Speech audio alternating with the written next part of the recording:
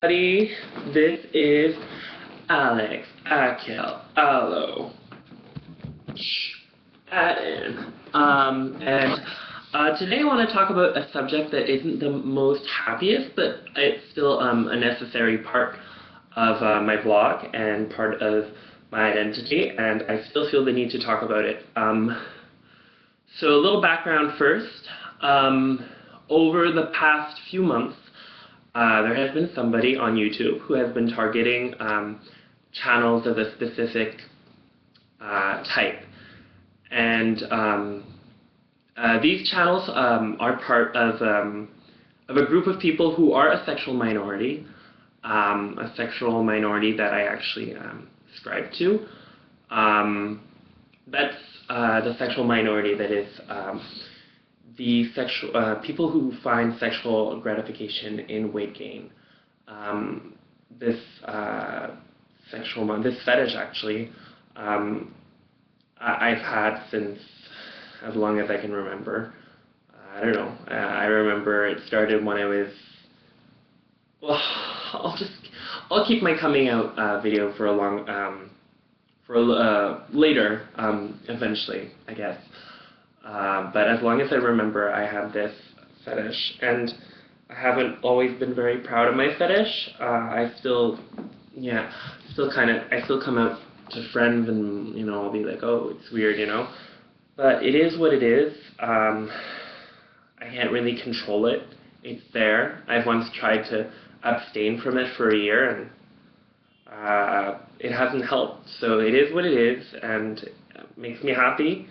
And who's anyone else to tell me what I want to be, or what I am, rather? Life is too short to live in denial. That's what I say.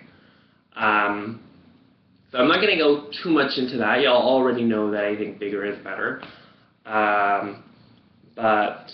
I want to mostly address today the fact that how gainers and feeders, and that names the community. Gainer is a person who gains weight for sexual gratification, and feeder is someone who makes someone else gain weight and gets sexual gratification from that. Then you've got all sorts of other terms like admirer, people who have an admiration for bigger people, chasers, people who are not necessarily into feederism but are attracted to bigger people, chubby people. There's all sorts of body types. There's just chubby, there's super chub, which is really chubby, there's what else, muscle, first 30 pounds. I guess I could be first 30 pounds or first 50, whatever. But yeah, I guess you could consider this on YouTube coming out, because if a family member or friend just stumbles onto this video, they'll find out. But to be honest, I'm one of the most out people that I know. A lot of my friends know about it because I've told them, because I've been, I figured out that someone could out me eventually, and it made me feel a little, not insecure, but just a little vulnerable. And I feel like the best way to not feel vulnerable like that is just to be out there and for people to know. And if you're outed, it won't come as a surprise to people who are closer to you. My family, maybe, because they're not super pro-fat. They're pro-health, actually. They're very liberal, so I'm out to my family as gay, but not necessarily about my fetish. But I plan to be. And that basically takes me to this whole thing about us being targeted by this person. We kind of use YouTube as a way to upload our videos about our progress, and it's put place into, you could say that's in the dark part of YouTube,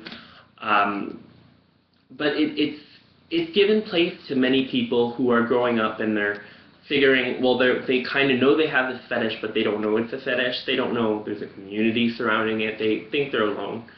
And YouTube is, because it's in like a accessible part of the internet, many people, discover that there's other people like them through that. And the fact that someone's targeting our community, taking many people's videos online, And this is a single person. This is one person who really doesn't like gainers, and he's flagging all our videos, getting us taken offline, and we re-upload the videos, or we appeal because there's nothing wrong with it. But somehow, one person happens to be the bane of our community. And that's why I say that we need proper representation. Like,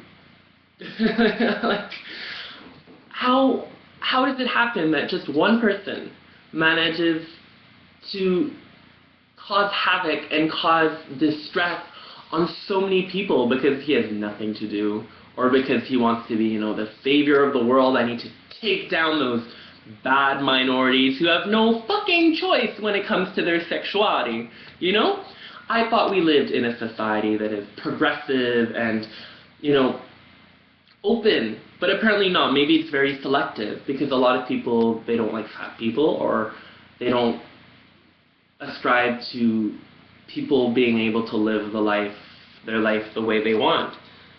And, well, they can live the life the way they want, as long as it's healthy. But what's healthy? Everyone has their say on what's healthy, right? Isn't healthy being happy? Isn't healthy leading a life that you're proud to live, and a life that you enjoy? Anyways, so it's my opinion that we, as gainers, feeders, as people who are adipophiles, I don't really like that term because it's a little, how do you say, it's kind of medical, but whatever. I think everyone, we should unite, and we should have an organization or something to speak. And I, as someone who's pretty out, and I think that somewhere in my life, when I'll be stable, I will put myself out there. When I'll be financially stable, when I'll have a reputation, I'll take that risk and put myself out there, because I think it's important to have that sexual diversity, and to know that not all skinny people love being skinny, and not everyone's attracted to six-pack abs. Okay, so I guess that's all for the videos, and this video, anyways. And I just wanted to say that I feel like it's important, gainers, assemble, let's make something, create something that's more than just to get off. Let's make this community not just something that's underground, but something that's out there that helps other people and helps people who think they're alone, basically. Let's reach out and show the world that we're not just, we're not just what you see on TLC and My Strange Addiction. Show people that we're more than just a weird fetish. We're a community, and we're people who think, and we're people who are unique and have something to give to the world.